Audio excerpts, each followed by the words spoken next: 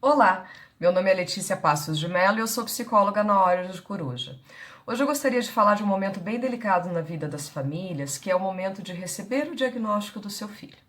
Seja o diagnóstico de uma síndrome, de um transtorno, de uma doença, seja de uma dificuldade de aprendizagem, esse é sempre um momento bastante delicado.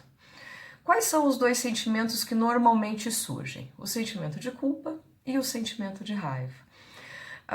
Bastante delicado falar sobre esses dois sentimentos, mas é importante falar sobre eles, porque as famílias sentem isso. Nós somos humanos, nós sentimos coisas, mesmo que elas sejam vistas como coisas positivas ou coisas negativas, os sentimentos surgem.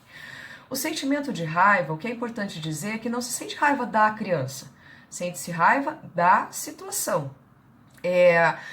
Dependendo da gravidade, né, da situação daquela criança, as famílias têm que reformular toda a sua rotina, repensar os seus projetos, repensar os seus sonhos. Por exemplo, o que é bastante comum? Muitas mães têm que parar de trabalhar, deixam de construir as suas carreiras, param de estudar, porque precisam estar disponíveis para aquela criança, levar para as terapias, cuidar em casa. Às vezes a criança demanda, uma criança com nível de dependência muito grande, então essa mãe precisa estar a maior parte do tempo juntamente com essa criança. Então, esse sentimento de raiva é sentimento da situação, né? Decorrente desse diagnóstico, a minha vida mudou, certo? Eu não gostaria que ela mudasse, porque tinha planos e estava construindo coisas minhas e agora eu vou ter que rever. Então não é raiva da criança, mas é raiva da situação. Nesse momento, o que é importante? Rever esses projetos, rever esses sonhos, reconstruir tudo o que estava acontecendo, e isso é totalmente possível. O outro sentimento é o sentimento de culpa. Normalmente os pais se perguntam, né, no momento do diagnóstico, ou enquanto estão entendendo, muitas vezes os diagnósticos demoram para serem fechados. Os pais se perguntam onde erraram, o que eles fizeram para isso acontecer, por que isso aconteceu com o filho deles, certo? Por que isso aconteceu com eles, e sentem culpa dessa situação.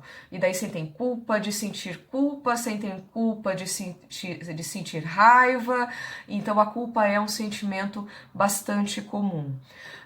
Eu sempre gosto de dizer para os pais, vamos pensar o que é a culpa. Quando que nós sentimos culpa? Quando nós fazemos algo que em decorrência dessa ação gerou algum problema, alguma dificuldade, algum sofrimento para alguém. Porém, existem situações que fogem ao nosso controle, né? Existem situações que não são, a gente não consegue prever que elas vão acontecer. Então, na maioria das vezes, no caso de crianças com síndromes, transtornos ou doenças, não houve uma ação deliberada desses pais que eles soubessem que a consequência seria essa, né? Então, aí nós podemos falar de responsabilidade. Aí eu fiz alguma coisa que eu sabia que teria uma consequência não muito agradável ou não agradável, e eu fui lá e fiz. Aí a responsabilidade é minha. Mas aquilo que foge ao meu controle, não é? O que eu posso fazer, certo? Então, o que a gente precisa, o que a gente pode fazer nessa situação? O que eu daria de dica, assim, para vocês que receberam o diagnóstico ou estão passando por esses sentimentos tão confusos nesse momento? Em primeiro lugar, conviva com o seu filho. Conviva com ele.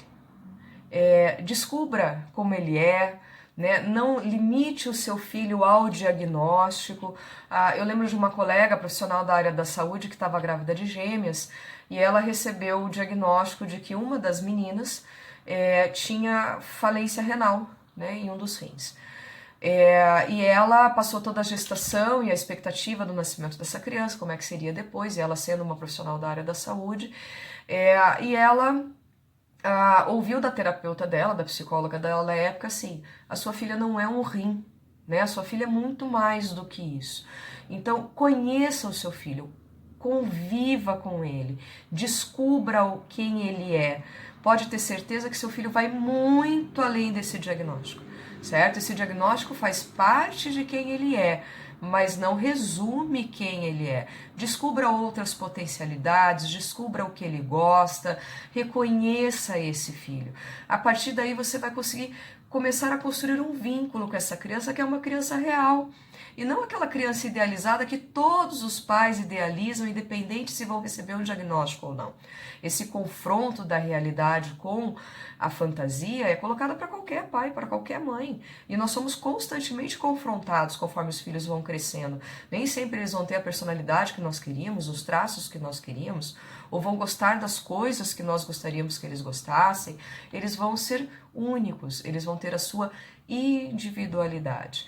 Então, conviva, reconheça, observe o seu filho, construa um vínculo com ele e, principalmente, busque informação.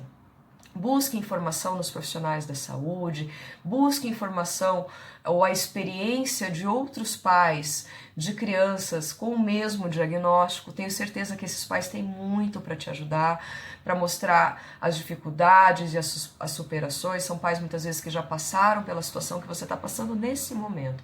Então a informação é muito importante. Nós vamos seguir com outros vídeos com dicas da psicologia para diversas situações na Olhos de Coruja. Muito obrigada!